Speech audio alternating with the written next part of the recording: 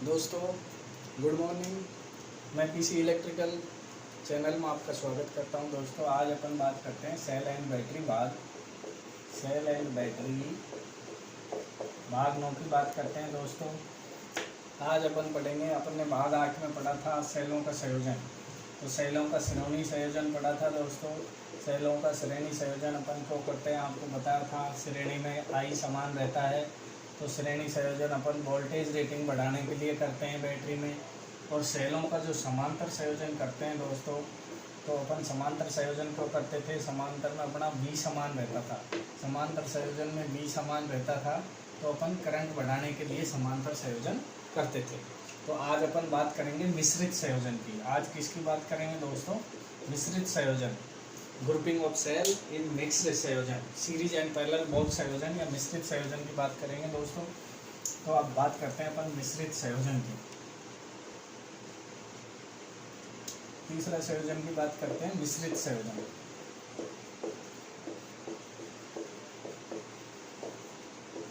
मिश्रित संयोजन से कहते हैं grouping of cell in series and parallel both, grouping of sales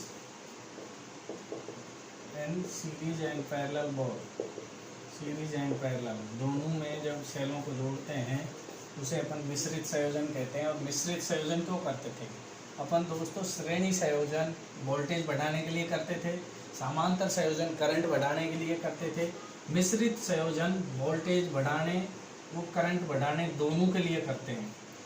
voltage व एंड करंट दोनों चीज़ों को बढ़ाने के लिए अपन मिश्रित संयोजन करते हैं। अर्थात आवश्यकता अनुसार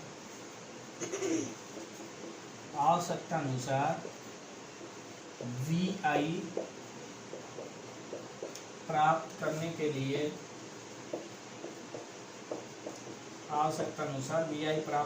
लिए मिश्रित संयोजन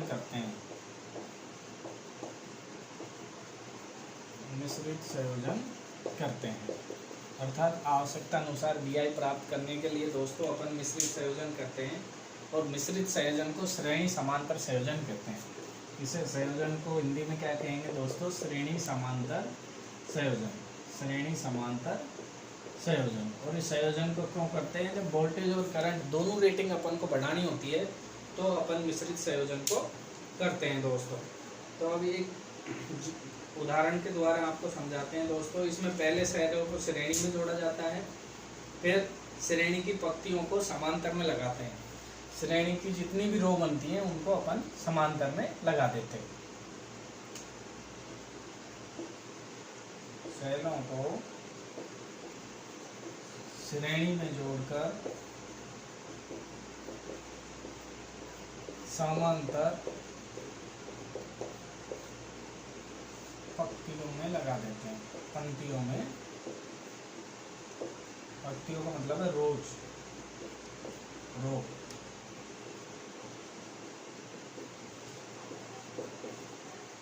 समांतर पंक्तियों में लगा देते हैं दोस्तों। तो अपन एक उदाहरण के द्वारा इस मिश्रित संयोजन को समझते हैं दोस्तों।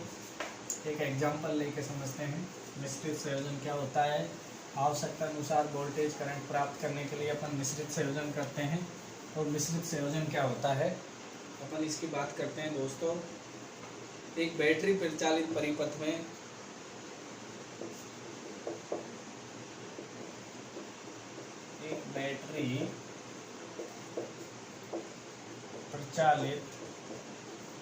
परिपथ में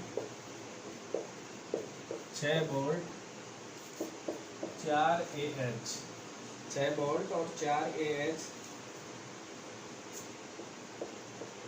सप्लाई प्राप्त करने के लिए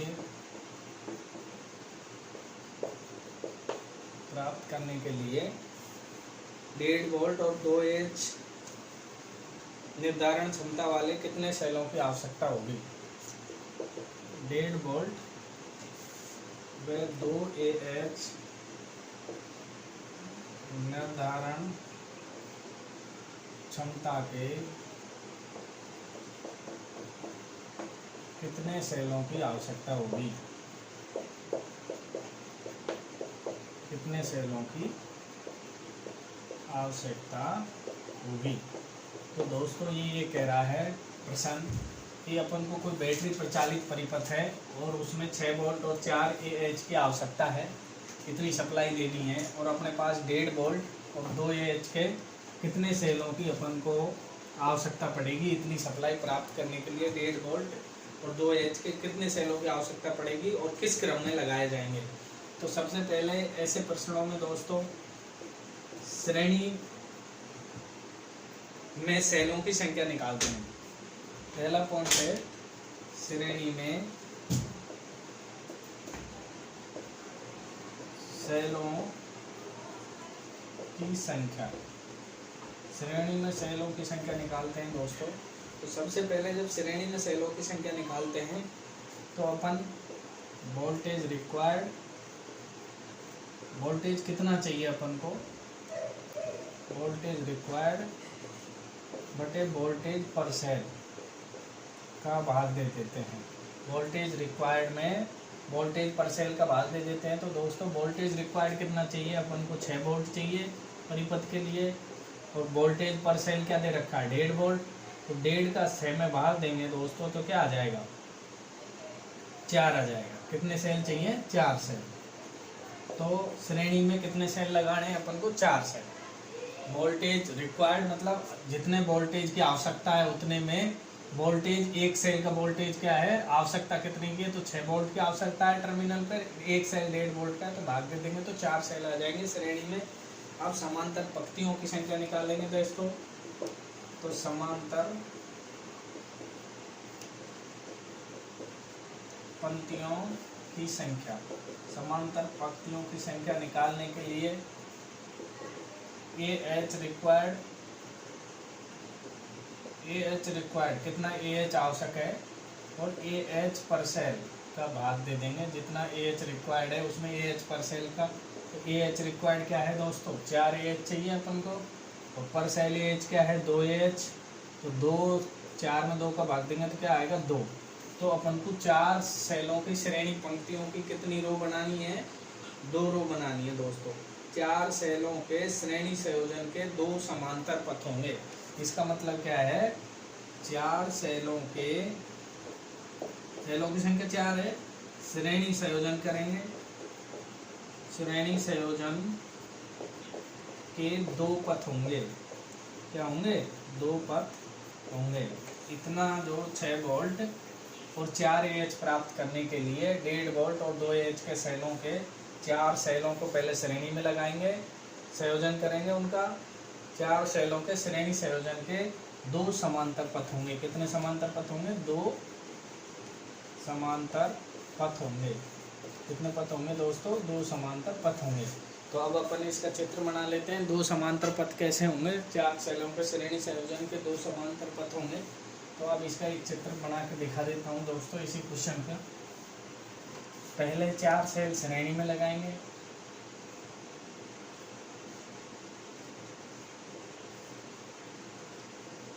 इसी 4 सेलों के श्रेणी संयोजन के कितने समांतर पथ होंगे, 2 समांतर पथ होंगे। एक सेल 1.5 वोल्ट का है,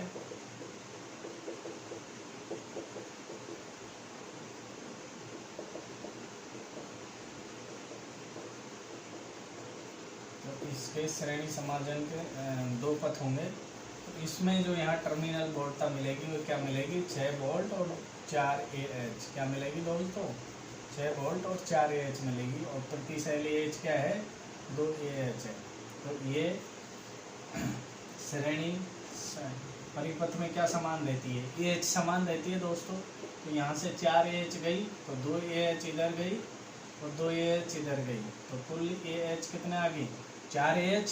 और समांतर में क्या है, वोल्टेज समान है, तो ये कितना है, 4 सेलों के श्रेणी संयोजन के 2 समांतर पथ होंगे दोस्तों। ठीक है दोस्तों, इसी प्रकार अपन इन मिश्रित संयोजन के क्वेश्चनों को हल कर लेंगे। आगे बात करते हैं दोस्तों बैटरी की कैपेसिटी की।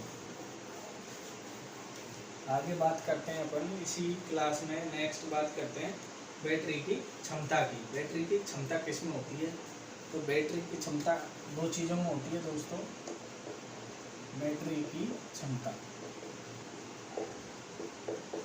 तो बैटरी की क्षमता या रेटिंग कह सकते हैं, बैटरी की रेटिंग। तो बैटरी की रेटिंग दोस्तों एच में भी होती है, एम्पियर आवर जिसे कहते हैं, एम्पियर घंटा। तो बैटरी की रेटिंग एम्पियर घंटा में भी होती है दोस्तों। तो क्षमता बराबर क्या हो गया, एम्पियर आवर।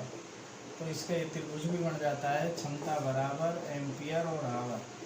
अब आपसे कोई प्रतियोगी परीक्षा में क्वेश्चन पूछे, एग्जाम्पल के तौर पे 120 AH की बैटरी 2 एम्पियर करंट कितने घंटे देगी, कितने घंटे देगी। तो दोस्तों अब इसमें घंटा पूछ रहा है H, तो H को दबा लेंगे, जो पूछे उसी को ओम के नियम की तरह अपन दबा लेंगे। तो H बराबर क्या हो गया, क्षमता बटे एम्पियर। क्षमता कितनी है 120, एम्पियर कितना है 2।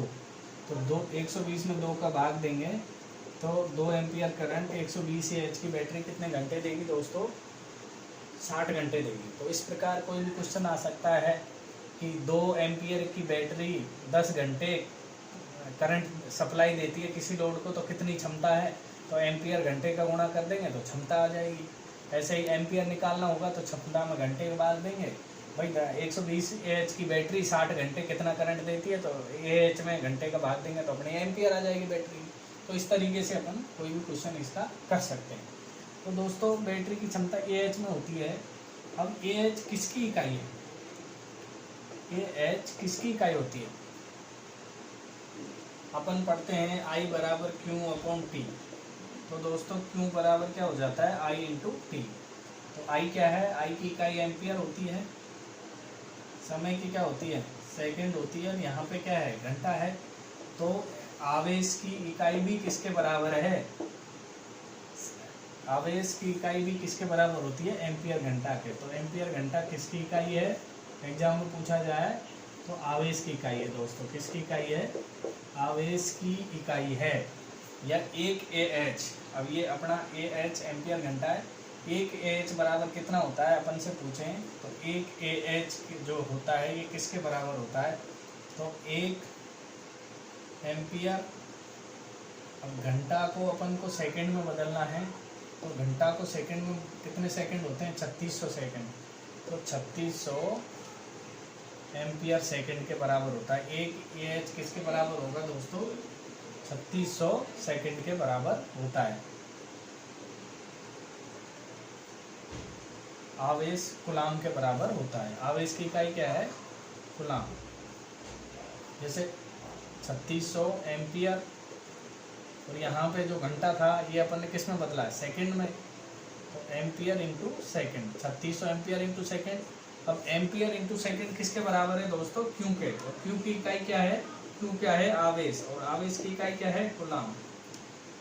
तो 1 AH बराबर क्या हो गया दोस्तों, 1 AH बराबर हो गया 3600 कूलाम भी होता है। 1 AH बराबर क्या होता है, 3600 कूलाम भी होता है। कई बार प्रतियोगी परीक्षाओं में पूछा जाता है कि बैटरी की क्षमता AH में होती है, AH किसकी इकाई है, आवेश की है, और 1 AH बराबर 3600 कूलाम होता है। ये बैटरी की क्षमता बराबर क्या होता है, तो बैटरी की क्षमता बराबर क्या होगा, 3600 कूलाम होगा।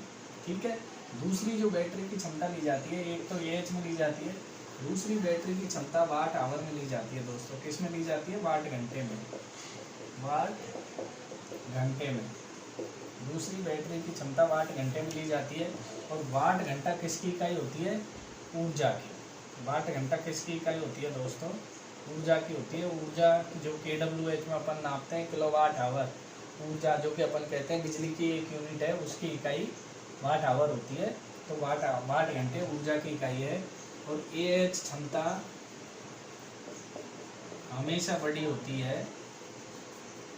वाट आवर क्षमता से। बैटरी की ये क्षमता हमेशा अधिक रहती है किससे? वाट आवर क्षमता से। और ये क्षमता बड़ी है किससे? वाट आवर से। तो इसका अपन अनुपात निकालें दोस्तों। बैटरी की ये क्षमता और इसका अनुपात निकालें। तो AH क्षमता बैटरी की वाट आवर क्षमता का अनुपात होता है। तो ये क्षमता जैसा कि आपको मैंने अभी बताया, ये क्षमता क्या होती है? बड़ी होती है। और वाट घंटा क्षमता छोटी होती है। तो बड़ी संख्या में छोटी का भाग देते हैं तो क्या आता है? हमेशा एक से बड़ा। तो बैटरी की ये क्षमता वाट आवर क्षमता का अनुपात क्या होता है? एक से बड़ा होता है हमेशा दोस्तों। और उल्टा क्वेश्चन आ जाए कि वाट आवर क्षमता ये क्षमता का अनुपात क्या होता है, तो हमेशा क्या होगा? एक से छोटा होगा। तो बड़ा क्या होगा? ये क्षमता वाट आवर क्षमता का अनुपात एक से बड़ा होता है। उल्टा आ जाए तो एक से छोटा होता है दोस्तों। आगे बात करें चार्जिंग विधि। सेल की कैसे चार्ज करते हैं बैटरी या सेल को? बैटरी की चार्जिंग विधि के बारे में बात करें। चार्जिंग विधि क्या होती है बैटरी की? तो एक AH 3600 कूलाम के बराबर होता है। ये आपका क्लियर हो गया होगा दोस्तों। चार्जिंग विधि, बैटरी की चार्जिंग विधि आपको पता है। बैटरी चार्जिंग के लिए DC स्थिर सप्लाई चाहिए। क्या चाहिए? DC स्थिर सप्लाई की आवश्यकता होती है। इसकी आवश्यकता होती है दोस्तों, DC स्थिर सप्लाई की आवश्यकता होती है। तो पहला रेक्टिफायर द्वारा बैटरी रेक्टिफायर सर्किट से अपन बैटरी को चार्ज कर सकते हैं। दूसरा MG सेट से, motor generator set AC motor लगाएंगे, उससे DC जनरेटर घूमेगा और अपन मोटर जनरेटर सेट से बैटरी को चार्ज कर सकते हैं। तीसरा इंजन जनरेटर सेट से भी अपन इंजन के द्वारा DC जनरेटर को घुमा के स्थिर DC जनरेटर से प्राप्त करके भी अपन चार्ज कर सकते हैं दोस्तों। MG set, motor generator set से अपन MG सेट भी कहते हैं। MG सेट से भी अपन बैटरी को चार्ज कर सकते हैं दोस्तों। अगला है स्थिर वोल्टता विधि। एक रियोस्टेट के द्वारा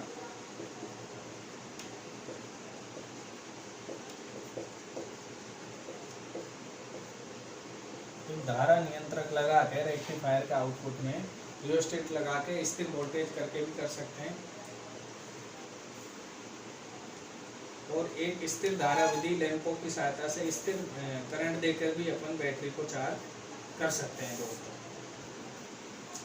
अब अपन बात करते हैं सेल या बैटरी की चार्जिंग कैसे पता लगाएं। आपेक्षिक घनत्व किससे नापते हैं, या सेल या बैटरी की चार्जिंग का अपन पता कैसे लगाएं। सेल और बैटरी की चार्जिंग की बात करें दोस्तों, तो चार्जिंग अपन हाइड्रोमीटर और हाई रेट सेल डिस्चार्ज से अपन चार्जिंग का पता लगा सकते हैं।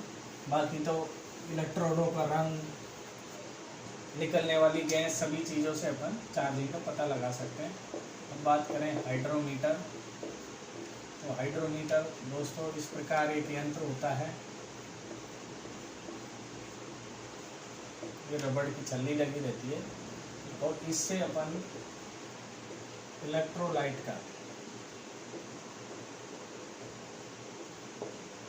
स्पेसिफिक ग्रेविटी, आपेक्षिक घनत्व नापते हैं। क्या नापते हैं? आपेक्षिक घनत्व, स्पेसिफिक ग्रेविटी मेजर करते हैं। और स्पेसिफिक ग्रेविटी से अपन बैटरी का चार्जिंग का डिस्चार्जिंग का पता लगा लेते हैं। इसके अंदर एक मीटर होता है, ये कांच की नली होती है दोस्तों। ये रबड़ का वाल होता है, रबड़ की कॉक होती है ऊपर ही ऊपर, रबड़ बल्ब होता है जिसको अपन पुश करके इसमें लिक्विड ले लेते हैं। बच्चों की ड्रॉपर की तरह होती है, ये फ्लोटिंग करता रहता है। ये थर्मामीटर है, हाइड्रोमीटर है जो फ्लोटिंग करता रहता है, ऊपर नीचे होता रहता है। इसी से अपन पता लगाते हैं बैटरी चार्ज है या डिस्चार्ज है। तो दोस्तों फुल चार्ज पे हाइड्रोमीटर की रीडिंग क्या आती है?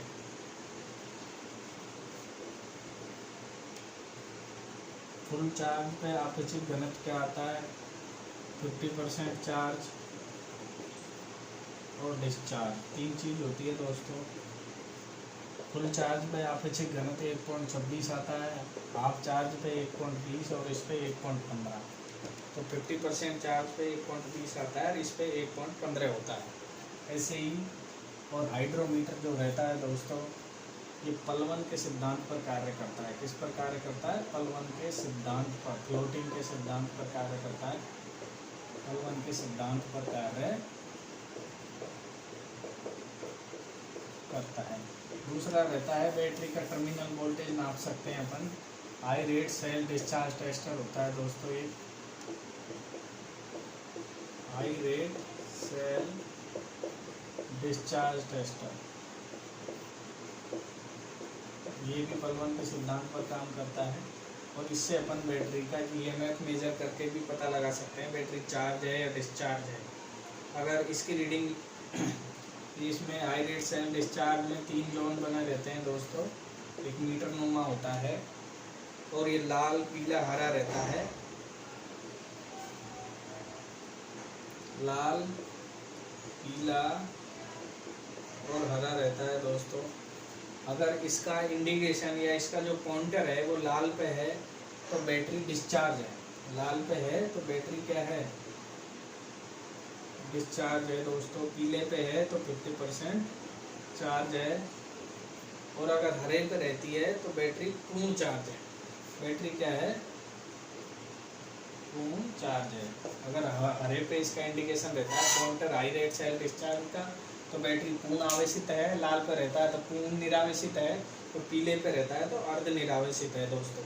अब सेल और बैटरी की टर्मिनल पोलैरिटी ज्ञात करना। सेल और बैटरी की लास्ट टॉपिक है इसका, सेल में बैटरी की टर्मिनल पोलैरिटी ज्ञात करना दोस्तों। टर्मिनल या पोलैरिटी ज्ञात करना।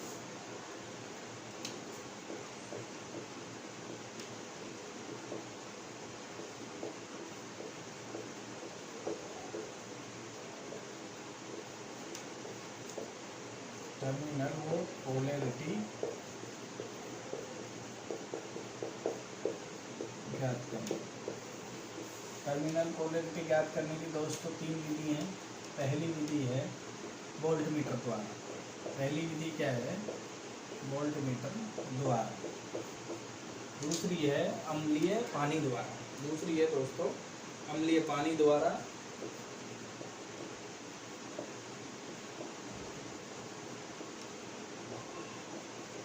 तीसरी है आलू द्वारा। वोल्टमीटर की बात करें दोस्तों, ये बैटरी है और ये अपना वोल्टमीटर है दोस्तों। इसमें भी 2 लीड हैं, लाल और ब्लैक। अगर इसकी ब्लैक माइनस पे लगाई और लाल इस पे लगाई तो इसकी जो ये डिस्प्ले है दोस्तों, इसमें जो रीडिंग आएगी वो प्लस में आए, जैसे +2 वोल्ट या ऐसे आए, मतलब सही आए, नेगेटिव साइन नहीं लगा है, तो अपन मानेंगे कि जो मल्टीमीटर का जो प्लस है, लाल लीड है, या मल्टीमीटर का जो प्लस है वही बैटरी का प्लस होगा, तो मल्टीमीटर का जो माइनस है वही बैटरी का माइनस होगा, अगर रीडिंग अपनी प्लस में आ रही है या कोई भी सिंबल नहीं आ रहा है। यदि मल्टीमीटर की स्क्रीन पर दोस्तों दोनों लीड है, अपन ने ये लगा दी और ये लगा दी, अगर यहाँ पे -2 वोल्ट दिखा रहा है तो इसके मतलब इसका जो प्लस है वो बैटरी का क्या होगा? माइनस, और इसका जो माइनस है वो बैटरी का क्या होगा? प्लस। जब अपनी रीडिंग मल्टीमीटर में कैसी आए?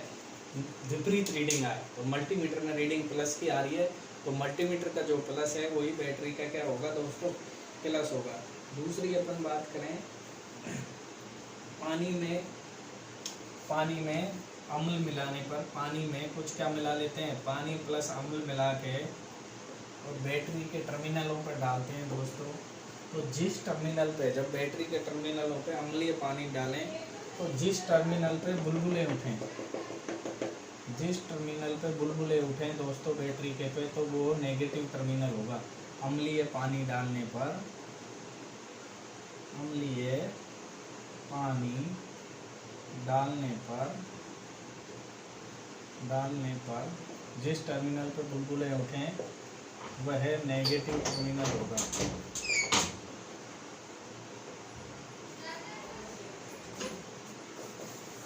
वो है नेगेटिव टर्मिनल होगा दोस्तों, जिस पे बुलबुले उठेंगे। जो तीसरा अपन बात करते हैं आलू द्वारा।